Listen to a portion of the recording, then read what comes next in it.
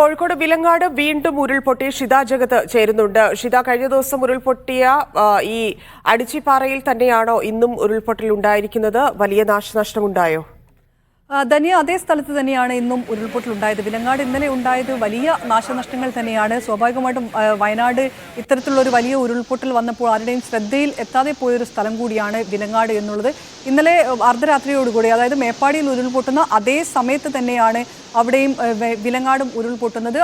ആ സമയത്ത് അവിടെ ഉണ്ടായിരുന്ന ആളുകൾ പെട്ടെന്നെന്തോ ശബ്ദം കേട്ടതുകൊണ്ട് തന്നെ അവിടെ ഉണ്ടായിരുന്ന നല്ല ശക്തമായ മഴയും കൂടെ ഉണ്ടായിരുന്നു. അപ്പോൾ തന്നെ പ്രദേശവാസികളോട് അവിടെ നിന്ന് മാറാൻ ആവശ്യപ്പെടുകയും അവർ അവിടെ നിന്ന് മാറുകയും ചെയ്തു. അതിൻ്റെ അടിസ്ഥാനത്തിൽ മാത്രമാണ് ഒരുപാട് ജീവനുകൾ നഷ്ടപ്പെടാതിരുന്നത്. 13 വീടുകളാണ് അവിടെ ഈ ഉരുൾപൊട്ടലിൽ ഒലിച്ചു പോയത്. അവിടെ രക്ഷാപ്രവർത്തനത്തിനെത്തിയ ഒരാളെ ഇന്നും കണ്ടെത്താനായിട്ടില്ല. 4 പേരായിരുന്നു അവിടെ പ്രദേശവാസികളുടെ അടുത്ത് രക്ഷാപ്രവർത്തനത്തിന് എത്തിയിട്ടുണ്ടായിരുന്നത്.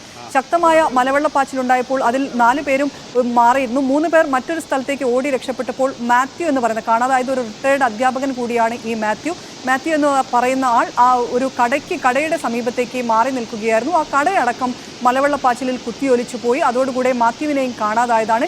ഇന്നലെ മുതൽ ഫയർഫോഴ്സ് സംഘം അവിടെ തെരച്ചിൽ നടത്തുന്നുണ്ട്. ഇന്നും വ്യാപകമായി തന്നെ തെരച്ചിൽ നടത്തിയെങ്കിലും മാത്യുവിനെ ഇതുവരെ കണ്ടെത്താനായിട്ടില്ല. ഇന്ന് ഈ ഉരുൾപൊട്ടൽ മേഖല സന്ദർശിക്കാൻ ജില്ലാ കളക്ടർ ഉൾപ്പെടെ അവിടെ പോവുകയും ചെയ്തിട്ടുണ്ടായിരുന്നു. ആ സമയത്താണ് വീണ്ടും അവിടെ ഉരുൾപൊട്ടലുണ്ടായത്. അതിശക്തമായി തന്നെ വെള്ളം കുതിച്ചു വരികയായിരുന്നു. ചെറിയൊരു പാലം, അവിടെ ഉണ്ടായിരുന്ന പാലം ഉൾപ്പെടെ ഈ മലവെള്ളപ്പാച്ചിലിൽ നശിച്ചു പോയിട്ടുണ്ട്. അവിടേക്ക് എത്താൻ ആളുകൾ ഒറ്റപ്പെട്ട അവസ്ഥ കൂടിയുണ്ട്. ചെറിയൊരു പാലമിട്ടാണ് അവിടേക്ക് ജില്ലാ കളക്ടർ ഉൾപ്പെടെ പോയിരുന്നത്. അപ്പോൾ മലവെള്ളപ്പാച്ചിൽ ഉണ്ടായതോടുകൂടെ അവരും അവിടെ കുടുങ്ങിയിരുന്നു. അല്പസമയം മുമ്പാണ് അവിടെ നിന്നും ഈ ജില്ലാ കളക്ടറും ഒപ്പം രക്ഷാപ്രവർത്തനം നടത്തുന്ന ആളുകൾക്കും തിരികെ എത്താൻ സാധിച്ചിരിക്കുന്നത്. എന്തായാലും വിലങ്ങാട് മേഖലയിൽ ഈ ഉരുൾപൊട്ടൽ വലിയ വ്യാപകമായ രീതിയിൽ തന്നെ നാശനഷ്ടം ഉണ്ടാക്കിയിട്ടുണ്ട്. മലയങ്ങാട് പാലം ഉൾപ്പെടെ ഒലിച്ചു പോവുകയും ചെയ്തിട്ടുണ്ട്. നിരവധി ആളുകൾ താമസിക്കുന്ന ഒരു സ്ഥലം കൂടിയാണിത്. എന്തായാലും ആ രീതിയിലുള്ള ഒരു നാശനഷ്ടം വിലങ്ങാട് ഉണ്ടാവുകയും ചെയ്തിട്ടുണ്ട്. ധന്യ, ഷിത, ഈ മലവെള്ളപ്പാച്ചിൽ അത് ഏതൊക്കെ ഭാഗത്തെ ബാധിക്കും? എങ്ങോട്ടാണ് ഇത് ഒഴുകുന്നത്? എന്തൊക്കെ മുന്നറിയിപ്പുകളാണ് നൽകിയിട്ടുള്ളത്?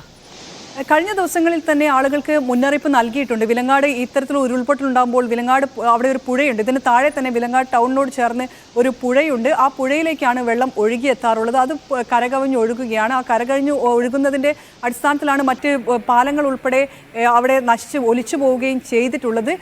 ഇന്നലെ ഈ പ്രദേശത്തുണ്ടായിരുന്ന വിലങ്ങാട് ഉരുൾപൊട്ടൽ ഉണ്ടായിരുന്ന സ്ഥലത്തുള്ള ആളുകളെ ഒരു ക്യാമ്പിലേക്ക് മാറ്റിയിട്ടുണ്ടായിരുന്നു.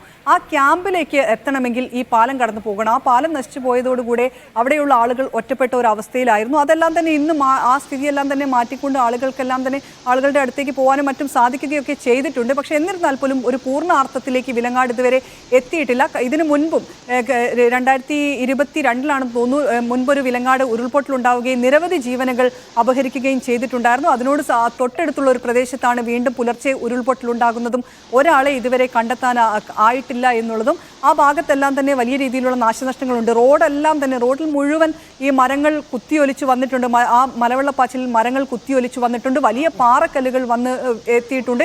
ഇതും ഈ ഒരു വിലങ്ങാടും ഒരു പൂർവ്വസ്ഥിതിയിലാക്കാൻ ഇനി ഒരുപാട് സമയമെടുക്കും. ധന്യ, ശരി ഷിത.